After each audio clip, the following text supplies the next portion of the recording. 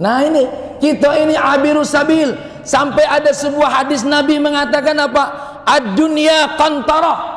Dunia ini sekedar jembatan.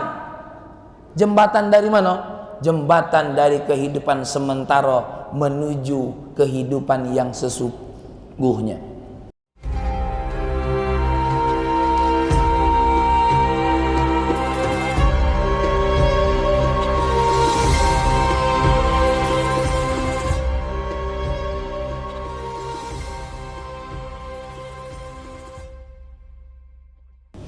Assalamualaikum warahmatullahi wabarakatuh.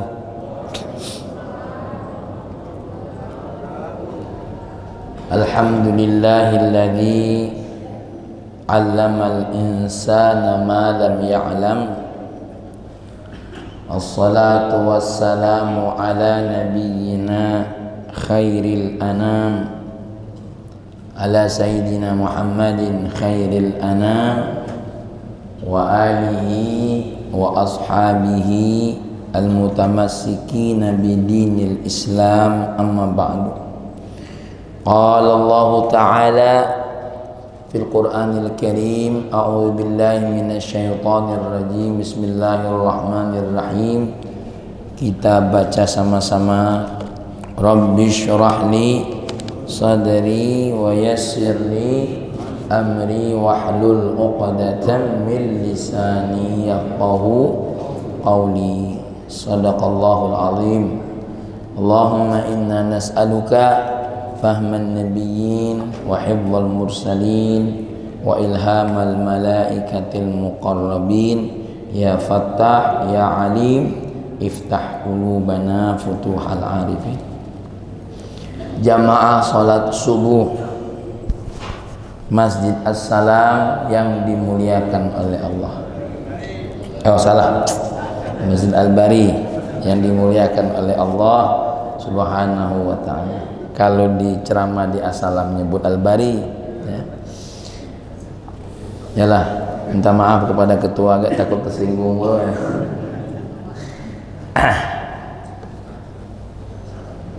Ani bin Umar radhiyallahu anhuma, diriwayatkan dari Ibnu Umar. Ibnu Umar ini putranya Umar bin Khattab, namanya Abdullah Ibnu Umar. Qala, beliau berkata, akhadha Rasulullah sallallahu alaihi wasallam bimankibi. Rasul pernah mengambil pundakku, kata beliau. Faqala, lalu Nabi bersabda, kun fid dunya ka'annaka gharib. Jadilah engkau di dunia ini seperti orang yang asing. Aw abirus sabil, atau seperti orang yang sedang menyeberangi jalan. Wa kana Ibnu Umar radhiyallahu anhu yaqul, kemudian Imam Sayyidina Ibnu Umar berkata, idza amsayta fala tantadhiris sabah. Kalau engkau berada pada waktu sore, jangan engkau menunggu waktu pagi. Wa idza asbahta, kalau engkau berada pada waktu pagi atau subuh, fala tantadhiril masa, maka engkau jangan menunggu waktu sore. Wa khudh min sihhatika limaradika wa min hayatika limautika. Ambillah, ya, kesempatan dari sehatmu karena akan ada sakitmu, wa min hayatika limautika, ambillah kesempatan masa hidupmu karena akan ada matimu. Riwayat Imam Bukhari. Ya, insyaallah kita akan pelajari hadis ini. Ya, satu, ada 3 nasihat. Nasihat tentang bagaimana sikap kita terhadap dunia. Nasihat terhadap kita tentang bagaimana menghargai waktu. 3, nasihat tentang bagaimana kita menghargai hidup, menghargai kesempatan, baik itu sehat ataupun hidup. Pertama, ya, sebelum saya masuk kepada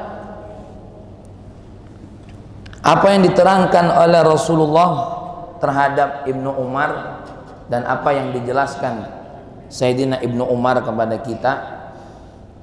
Saya akan sedikit cerita dulu tentang salah satu manaqib Sayyidina Ibnu Umar.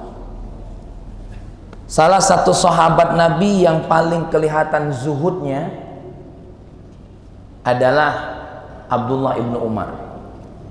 Sehingga karena zuhudnya beliau ini tidak jarang, beliau ini setiap kali habis duduk mengeluarkan hartanya begitu banyak. Karena karomnya, karena senangnya beliau berbagi kepada setiap orang. Ada satu cerita ketika Sayyidina Ibnu Umar dalam perjalanan. Ketika dalam perjalanan beliau melihat ada rombongan yang terhenti, tidak melanjutkan perjalanannya, sehingga Abdullah Ibnu Umar pun mendapatkan efeknya. Apa efeknya? Ikut macet, tidak bisa lewat. Lalu Sayyidina Ibnu Umar berkata, kenapa itu mereka berhenti kok tidak jalan? Ini ganggu orang lain mau lewat.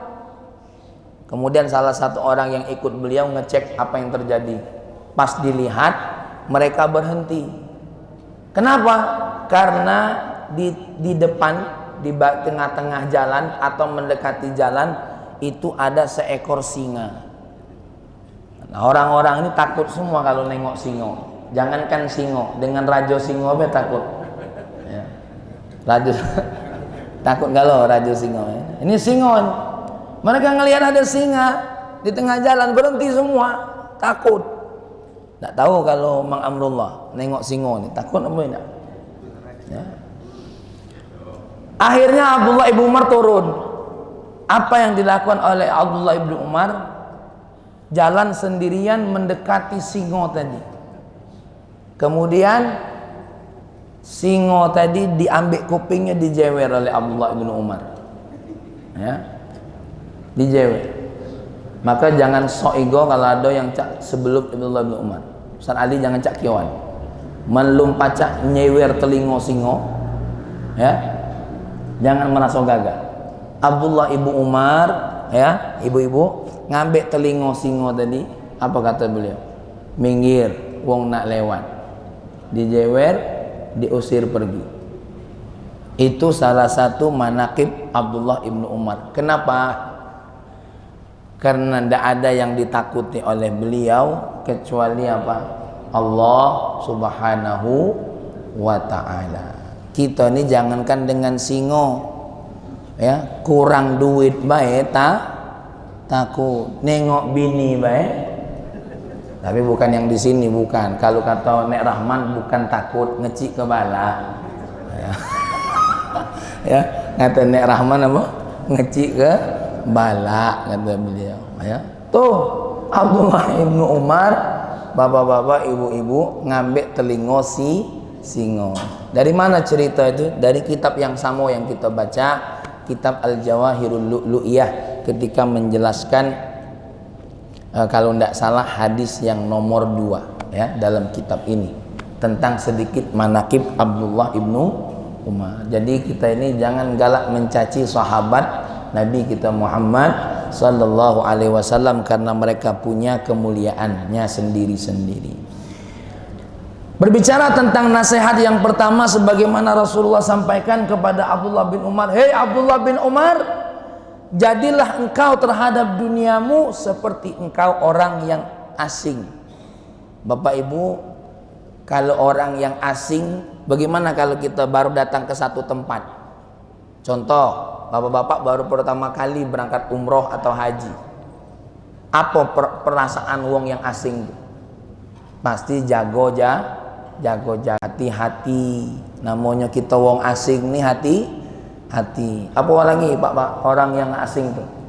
Takut salah, ya, takut nyasar. Kalau takut nyasar tuh apa yang dibuat? Nengok petunjuk terus, sibuk nanyo, bener apa tidak.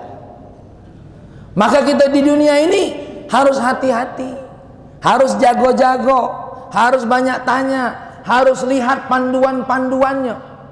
Karena kita ini di dunia seperti yang disampaikan oleh Rasulullah, seperti halnya orang yang sedang orang yang sedang di negeri yang kita tidak kenal. Ya. Ditambah lagi orang asing itu pengaruh kepada jiwanya apa? Tidak tenang, tidak tenang itu, gelisah. Kenapa? Karena ini bukan negeriku. Ya. Karena ini bukan tempatku. Dan orang yang asing itu merasa apa? Ini adalah hanya tempat singgah. Jadi Wak Baijuri yang lagi ngopi ini, ya, di Masjid Al-Bari ini lagi singgah baik ini. Lagi singgah saja. Tuh. Dan kita ini tidak ada lain dari waktu ke waktu hanya singgah. Tanya sama Nek Rahman sama Wak Baijuri ini, berapa lama mereka pindah-pindah tugas dulu, ya, sano kemari, sano ke sini, barulah menjelang mau pensiunilah baru nak netap di mana, di Lubuk Linggau atau di Bumi Silampari ini, ya. Apalagi Mang Amrullah nih, mana-mana nyari jamaah, ya, keliling-keliling.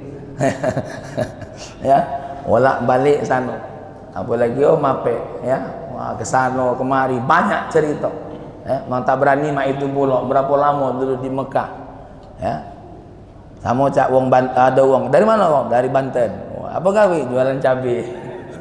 Ya.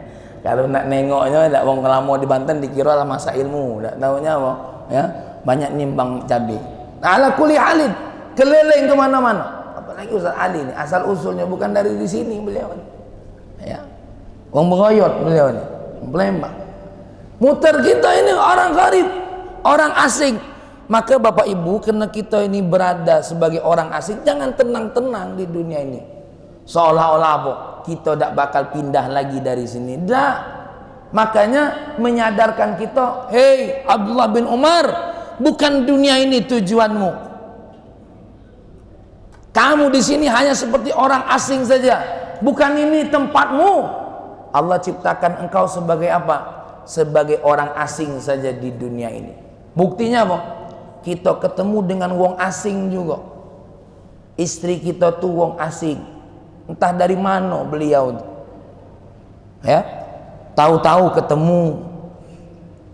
Ketemunya juga penuh dengan misteri. Mak mana cerita. Bahkan di otak kita tidak pernah terpikir sebuah nama yang akan menjadi siapa? Istri kita. Ya. Tidak tahu dia.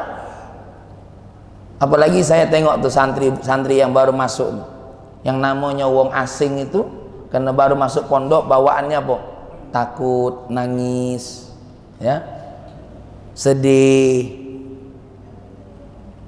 Maka kita ini dinasehati Rasulullah, di dunia ini jadilah orang yang asing saja. Lebih dari itu, apa kata Rasulullah? Au abiru sabil, engkau ini seperti orang yang sedang nyebrang jalan baik. Ya, sebelum kita nyebrang jalan tuh apa yang kita tengok? Kanan, kiri, ya. Kadang-kadang kita nyebrang nih sama siapa? Yang namanya wong nyebrang jalan, jangan berhenti tengah-tengah jalan. Ini kadang-kadang yang namanya nyebrang jalan, negak rumah tengah jalan. Oh, negak rumah tengah jalan. Allah, hati-hati. Ini sekedar sedikit menyentuh hukum. Hati-hati yang jualan ngambil posisi jalan. Walaupun jualannya sah tapi berdosa. Nah, tuh, ya. Bahkan kalau punya warung, punya toko, atapnya tidak boleh menghalangi kendaraan yang lewat. Kalau sampai menghalangi, ketika dia masang itu berdosa. Ya. Bahkan dalam ilmu fikih, seandainya Nek Rahman punya rumah berseberangan 2 ekor rumah, sebelah sisi sini jalan, sebelah sisi sini jalan. Nak dibikinin apa? Jembatan nyambung 2 rumah. Itu ditakar tingginya, jangan sampai menghalangi wong yang nak lewat. Ini kadang-kadang masang merek nyentuh mobil wong, tapi bukan di tempat kita, bukan. di tempat lain. Kalau di sini insya Allah paling ada sikok 2, 3, 4, 5, 6, 7, 8, 9, 10. Bahkan narok lapaknya kalau tak nutup jalan terasa tak berjualan. Ya, orang-orang seperti ini khawatir tak katik keyakinan dalam imannya. Ibu-ibu kalau ngomong pondok Gontor itu dulu tempatnya nyempil, mak ini dikenal orang. Mungkin wak Bajuri tahu cerita Arisala itu. Dulu dak katik wong nak lewat situ. Ya. Tapi tidak usah khawatir. Kalau apa yang kita bawa ni mutiara, pasti wong akan tahu satu saat. Akan tahu satu saat. Apalagi ibu-ibu. Ibu-ibu itu tahu nih apa yang tersembunyi dalam kantong lakinya.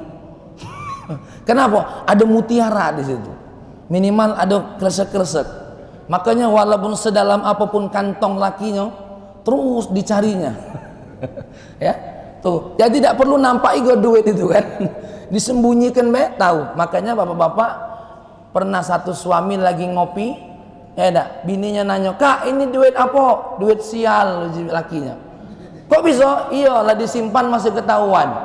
Nah, itu namanya duit sial tadi. Nanya pula bininya, "Kak, ini duit apa?" "Duit sial." "Apa Kak duit sial?" "Iya, laku simpan baru ketahuan pula oleh kau nih." Tahu baik hidung lebih tajam daripada hidung kucing. Mulai ada ngato curhat tuh, tidak memang caitunian ya. Nah ini kita ini abirus sabil, sampai ada sebuah hadis Nabi mengatakan apa? Ad-dunya qantarah. Dunia ini sekedar jembatan. Jembatan dari mana? Jembatan dari kehidupan sementara menuju kehidupan yang sesungguhnya. Makanya kita ini jangan lupa baca inna lillahi wa inna ilaihi raji'un. Kenapa hidup kita ini tidak lepas dari musibah ke musibah? Tidak lepas dari musibah ke musibah. Contoh ya, musibah ke musibah atau apa? Ujian ke ujian. Contoh nih, habis ngaji nih, tidak lepas kita ini dari duduk sampai ke WC lagi. Makan, ujungnya ke WC. Minum, ujungnya ke WC. Pergi ke Palembang, mampir ke WC. Walaupun tinggalnya di hotel mewah, ke WC. Makan restoran mahal, ke WC. Walaupun yang dimakan tuh om abe keluar duit 2 juta, 3 juta, ujungnya itulah dunia. Habisnya 2. Badan yang makanan yang kita makan tuh 2. Sikok ke WC, sikok ke tenaga yang habis dipakai. Itulah dunia. Ya. Seperti umur-umurin. Tetap walaupun gagah, ujungnya jadi kenangan juga. Jadi kenangan kan ujungannya. Makanya yang perlu kita tanya waktu kita lewat itu apa? Apa yang kita tinggalkan? Maka dalam hadis Nabi Nek Rahman Sani, berpahala besar kalau ada orang lewat jalan nengok ada batu atau ranjau, diambil, dibuang. Kenapa? Walaupun wong tak banyak lihat, tapi Allah lihat. Nih kita nih nyebrang main ini. Apalagi dari waktu ke waktu kita nih nyebrang. Inilah dunia, tempat kita nyebrang. Terserah umurnya berapa baik. Ada yang mungkin 65 nyebrangnya, 65 tahun. Ada yang nyebrangnya selama, tergantung seberapa panjang jembatan yang disuruh lewat. Kalau jembatannya cuma sepanjang 40 tahun, habis. Selesai lewat jembatan, selesai. Kalau anaknya Pak Ridwan Kamil meninggal umur berapa kemarin? 23. Berarti jembatan yang diperintahkan oleh Allah lewat cuma 23 tahun. Ini Nabi bersabda, ad-dunya qintarah fa'buruha. Kalau kita tahu ini jembatan, lewatin. Fala tu'ammiruha. Jangan membangun apa-apa di jembatan. Tuh. Lalu bertanyalah orang kepada Ustadz Ali, lalu dunia ini untuk apa? Nah, Ada sebuah syair Ustaz Ali. Tasalla 'anid dunya wa kun mutajanniba zakharifaha wa'tadda lis-sairi was-safar wa la taltamis minha siwa satri auratin wa quti kafafin warda minha bima hadar. Dengan dunia ini jadikan sekedar perhiasan baik. Kenapa? Wa kun mutajanniba, dan jadilah orang yang tidak apa? Tidak sibuk tenggelam dengan keindahannya. Kenapa? Siap-siaplah untuk perjalanan. Siap-siaplah untuk perjalanan dan safar. Wala taltamis minha siwa satri auratin, dan jangan kamu cari apa-apa dari dunia ini kecuali apa? Sekedar untuk nutup aurat, atau makanan yang menutupi lapar kita, atau sekedar tanah untuk kita singgahi. Itu rumah itu tuh tempat singgahi. Mohon maaf Bapak Ibu, aku nak nanya, setuju tak kalau bangun rumah sebesar 2 hektar? Berapa banyak tukang sapunya kira-kira? Ibu-ibu, siapa yang masang gelang dari apa nih, ujung pergelangan tangan sampai ke sini? Tak lemak pula. Tapi kalau cuma sampai sini agak lemak nengoknya kan. Coba kalau seluruh jari diinjak cincin, tangan kiri alangkah susah sebok. Ya? Nengok Om Apep pakai cincin di 2 jari lagi berat. Besak-besak pula sebesar cangkir. Ya? Pakai kacamata cuma sebatasnya baik. Di mana? Cuma untuk mata. Lalu lucu pula kalau kaca tuh serai-rai. Ini ada sedikit cerita Wak Bajuri. Ada seorang murid berkata kepada gurunya. Gurunya ini bernama Kiai Haji Abdul Jalil. Siapa namanya tadi? Kiai Haji Abdul Jalil, salah satu tokoh Thariqah Syadziliyah. Kalau tidak salah beliau ini dari Telungagung. Dia bertemu gurunya dengan gelisah. Wahai Kiai, aku nih mas sampai sekarang belum tenang. Kenapa?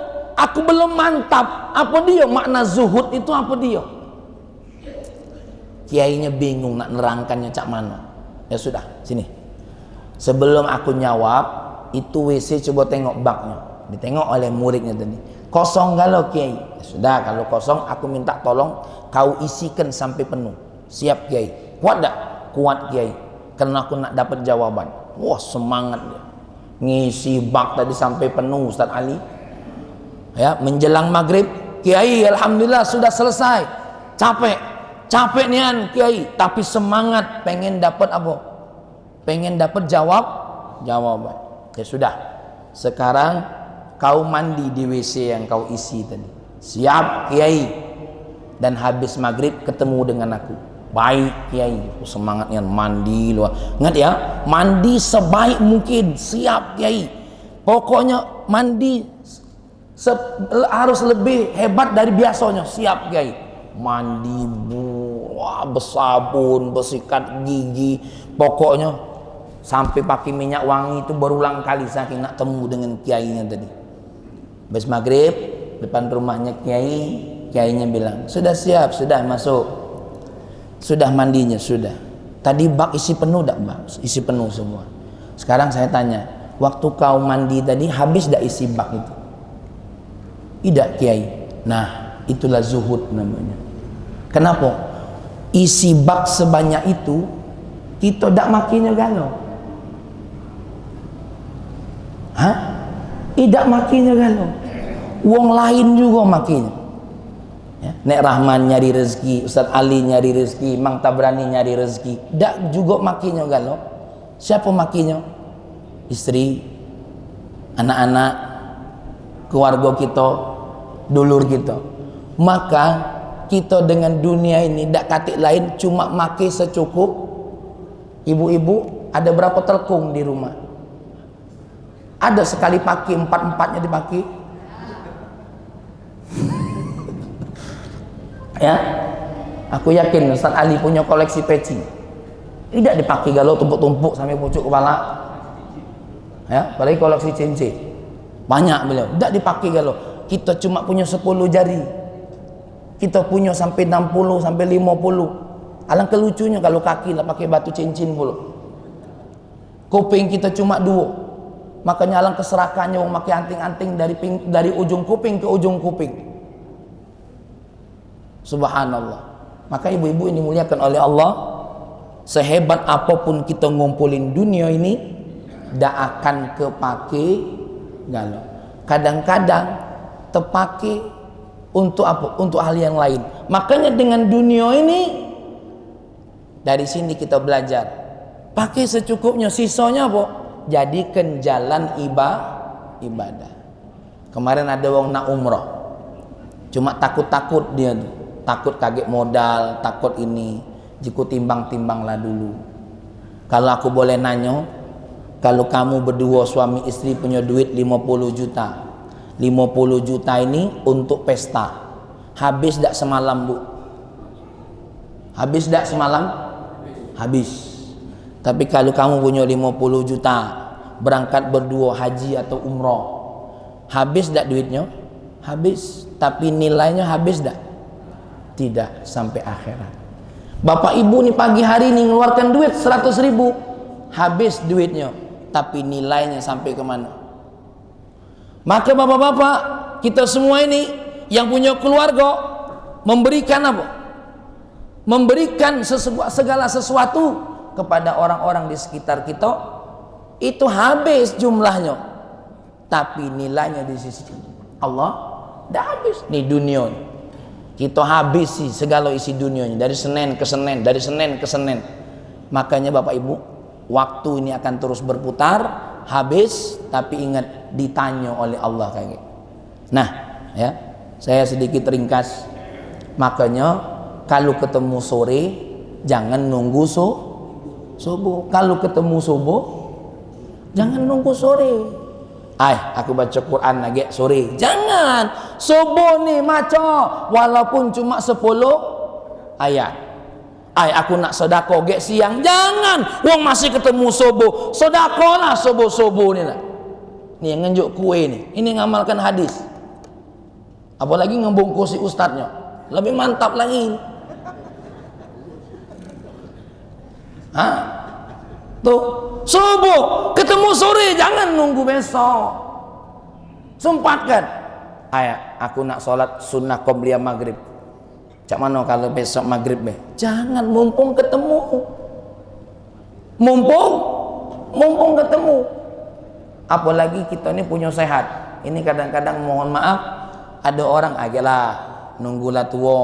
Jangan nunggulah tua. Iyo kalau sempat, kalau tidak, na'udzubillah summa na'udzubillah min dalik. Baiklah, poin yang kedua, ketiga, mudah-mudahan kita akan bahas pertemuan yang berikutnya. Amin. Cuma sebagai menyentuh sedikit Muharram ini, mumpung ketemu Muharram tahun ini, lakukan 4 hal kalau baca. 1, puasa 1 bulan Muharram. Kenapa kata Nabi, wa afdalus siyam ba'da saumi Ramadan syahrullah Muharram. Sebaik-baik puasa setelah puasa Ramadan, puasa Muharram 1 bulan penuh.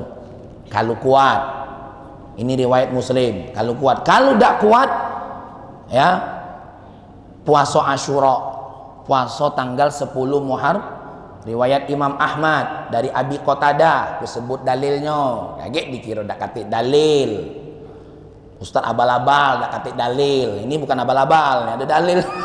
Riwayat Imam Ahmad, su'ila Rasulullah an saumi yaumi Arafah, tentang puasa yaum Arafah, menghapus 2 tahun, fa kafaratu sanatain. Wa su'ila Rasulullah an saumi yaumi Asyura, tentang puasa Asyura, berapa? Fa kafaratu sanah, menghapus 1 tahun. 1 tahun ke depan apa 1 tahun belakang? Riwayat yang lain mengatakan apa? Yukafirus sanata ma qablahu, menghapus 1 tahun yang lalu. Kalau yang Arafah 1 tahun yang lalu, 1 tahun yang akan datang. Kalau nak bagus lagi tambah 2, 9 sama 10. Ini madhab Syafi'i. Kenapa? Ada hadis Nabi, kalau aku masih panjang umur, sampai tahun yang akan datang aku akan puasa 9 sama 10. Apa tujuannya? Supaya jangan nyamoi dengan wong Yahudi. Ustaz, aku tak kuat puasa. Ambil yang keempat. Apa? Banyak memberikan kebaikan. Apa kata baginda Nabi? Man wassa'a ala iyalihi wassa'allahu fi sanati kulliha. Siapa yang memberikan keluasan kepada keluarganya, kepada dulurnya, kepada orang-orang terdekatnya, nanti 1 tahun penuh Allah berikan kelapangan buat diri dia. Jadi kalau tak kuat puasa, ngenju. Nah, aku gak puasa, kamu ngenju aku. Jadi ya, yang tak kuat puasa masih punya amalan yang lain, yaitu apa? Berbagi. Mudah-mudahan ada manfaatnya. Amin. Ya, sedikit saja ini yang disampaikan. Mohon maaf kalau agak sedikit lewat waktu karena ngambil ujung tentang Muharram tadi. Apa Pak? Silakan. Masih ada waktu, enggak apa-apa, maaf ya. Ya. Duduk Pak ya, Pak. Oh. Yang lain banyak nganing gitu. Oh iya, Pak. Assalamualaikum warahmatullahi wabarakatuh. Pak Ustaz, Pak Ustaz ini kan ahli hadis. Jadi saya ingin bertanya mengenai masalah hadis ini Pak Ustaz. Kira-kira mencermati hadis yang sahih itu bagaimana? Sahih ya? Bagaimana? Sahih.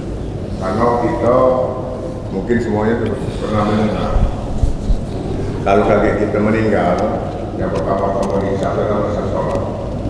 Kalau sholatnya benar, baik, baru yang dinilai.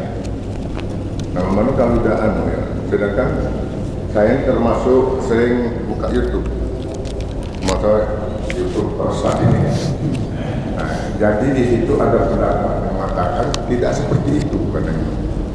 Kalau kita tinggal di dunia ini seperti kita sedang sekolah, belajar, ada buku rapor. Buku rapor itu dengan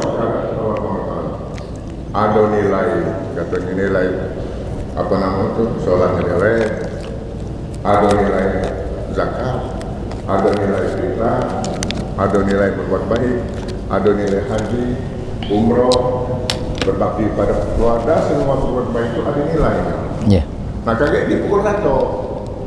Nah saya ingat Ustaz, waktu masih SR kalau kami dulu, bukan SD, guru budi pekerti bukan agama, tapi muatannya ada muatan agama. Yang ngasih itu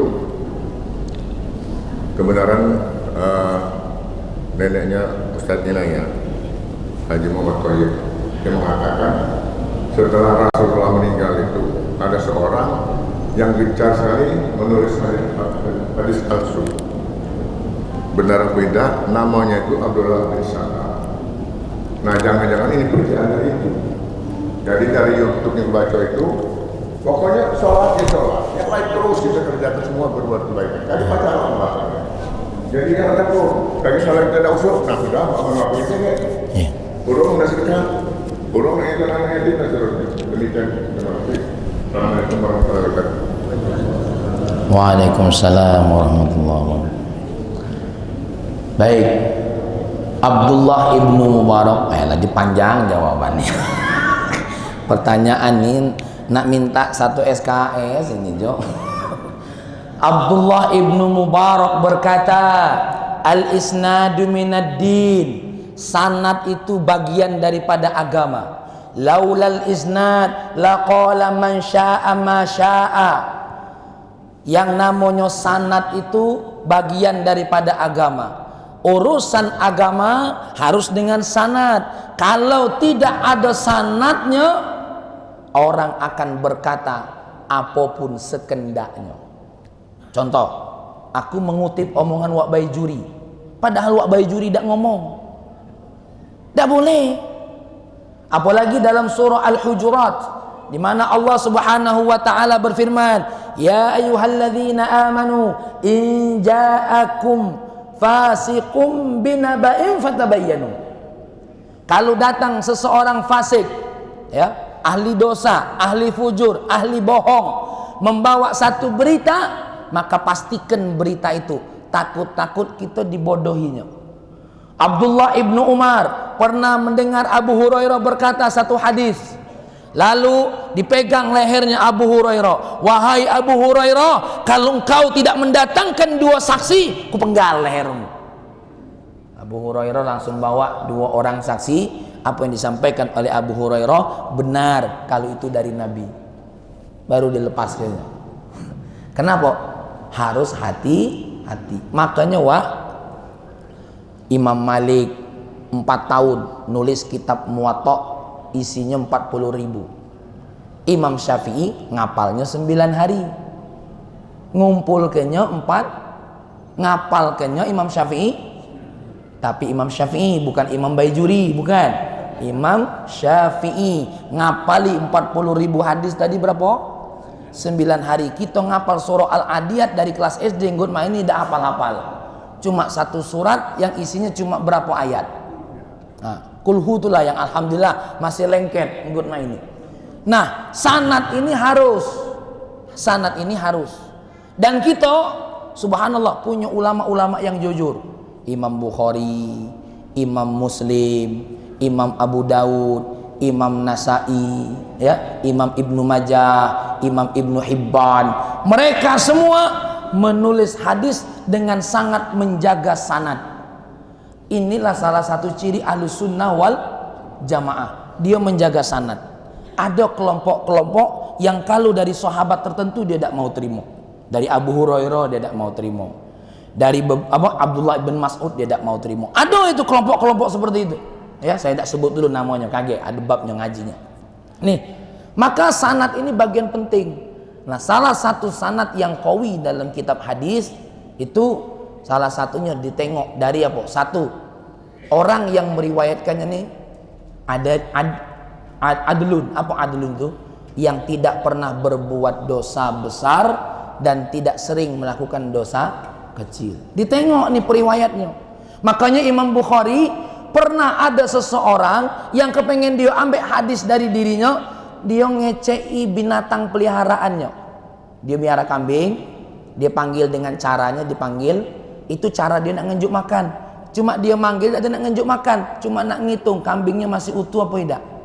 Nengok dia seperti ini, dia nanya, kau tadi manggil kambing tak apa? Itu cara aku manggil untuk makan. Terus kenapa ndak ngenjuk makan? Aku cuma nak nengok ngitung baik karena makannya kaget. Aku tak jadi ngambil hadis dari dirimu. Kenapa? Engkau bohongi hewan. Ini saking kehati-hatiannya Imam Bukhari. Tapi jangan salahkan kalau ada ulama ngambil hadis dari orang ini. Kenapa? Yang ditengok bukan hanya hadisnya, tapi yang dinilai kan orangnya. Yang kedua, yang dilihat itu apa? Hafalannya. Kalau ada wong ngomongnya dak hafal, dak mantap hafalannya, itu tidak bisa diterima. Abu Hurairah pernah dicoba hafalannya. Jadi dicatat oleh orang itu berapa hadis dari Abu Hurairah. Di dalam kitab Al-Jawahirul Illah diriwayatkan dari Abu Hurairah itu 5.000 hadis. 5.000 hadis lebih. Jadi ada seorang ajudannya Sayyidina Umar mengetes hafalannya Abu Hurairah. 1 tahun ini dites. Coba apa saja yang kau hafal dari Rasulullah, dicatat. Di belakang dinding ada wong yang disuruh mencatat diam-diam. Tahun depan dites lagi sama ajudannya siapa? Abu Sayyidina Umar. Pas ditengok urutannya sama, ucapannya sama. Tuh. Jadi tidak basing-basing. Kalau yang galak pelupa, apalagi yang punya hutang lupa, bahaya. Tak baca tuh jadi. Ya, ini salah satunya adlun, dhabitun. Nah, dhabit itu yang ada. Baru yang ketiga, memang sanadnya nyampe. Cuma sanad-sanad ini yang nyampe ini penting. Cuma nanti ada kategori yang walaupun berhentinya di sahabat, ya, itu ada kajiannya sendiri. Ada hadis mursal yang masih bisa diterima, ada hadis mauquf yang masih bisa diterima sesuai dengan ilmu hadis. Nah, ini secara umum dulu, Wak, tentang apa? Tentang pentingnya hadis itu kesohihannya. Jangankan hadis, Al-Quran yang kita baca nih. Kita baca qiraatul hafaz. Mohon maaf, ini aku nambah dikit nih. Qiraatul hafaz yang kita baca ini. Qiraatul hafaz ini contohnya apa?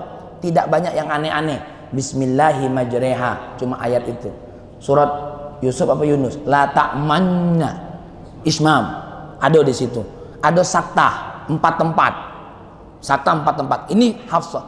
Hafs ini riwayatnya dari berapa? Nih aku sebutkan riwayatnya biar kita tahu sedikit-sedikit. Satu, Hafs. Hafs ngambil dari siapa? Dari Asim. Asim ngambil dari siapa? Abdurrahman bin Hubaib. Abdurrahman bin Hubaib ngambil dari siapa? Ngambil dari 5 sahabat. Siapa 5 sahabat? Utsman bin Affan, Ali bin Abi Thalib, Zaid bin Thabit, Ubay bin Ka'ab, sama siapa? Satu lagi, Mu'adz bin Jabal. Ini riwayat Imam Hafs. Nah, kita ini dari guru ketemu. Ya, dan rata-rata di Indonesia ini riwayat Imam Hafs ini diambil dari jalan Thariq Asy-Syatibi. Imam Syatibi ini contohnya, Pak. Jadi kita ini baca Quran harus tahu riwayatnya dari siapa. Riwayat Abu Umar dari siapa? Satu. Nah, tadi panjang kaget ini. Ini sajalah dulu kaget nak sarapan. Ini pertanyaan wah ini nyebak aku suruh bahas ini banyak-banyak. Sedangkan wong ini perutnya lah berutuan galau. Intinya wah memang sanad itu penting. Tapi apa yang diambil oleh ulama tuh jujur. Ini hadisnya dhaif. Makanya hadis dhaif kalau untuk amalan tidak jadi masalah, tapi kalau untuk hukum tidak bisa jadi sandaran. Kenapa? Yang dhaif itu masalahnya ada di sanadnya baik, pertimbangannya ini dan ini. Nah, oleh karena itu kita kenapa perlu ulama seperti Imam Syafi'i, seperti Imam Abu Hanifah? Karena mereka tuh hafal galau hadis itu. Sedangkan kita ini sikoh hadis yang sebelum khutbah itulah, itu pun juga lah pakai terjemahnya. Nah ini ya, jadi memang perlu belajar dan untuk seumuran kita ini kadang-kadang kenapa pentingnya ada yang ngaji dari kecil inilah agar tahu tadi tentang isnad dan riwayat-riwayatnya. Mudah-mudahan ada manfaatnya. Mohon maaf ya. Allahumma shalli wa sallim ala sayyidina Muhammad wa ala ali sayyidina Muhammad. Ya Allah ya Rahman ya Karim, ampuni dosa kami ya Allah. Jadikan kami orang yang berpegang teguh dengan para ulama ya Allah. Semoga-moga apa yang mereka sampaikan ya Allah adalah semuanya kebenaran ya Rahman ya Karim. Mereka lah yang akan bertanggung jawab di hadapan-Mu ya Allah. Kami ikut mereka ya Allah, karena kami tak hafal hadis, kami tak hafal Quran, kami tak ngerti asbabun nuzulnya ya Allah. Maka dengan berimamkan kepada salah satu dari 4 mazhab tadi ya Allah, menyelamatkan kami dari sisi sanad ya Rabbal. Rabbana atina fid dunya hasanah fil akhirati hasanah wa qina adzabannar. Walhamdulillahi rabbil alamin. Assalamualaikum warahmatullahi wabarakatuh. Waalaikumsalam. Bahaya pertanyaan itu panjang ya.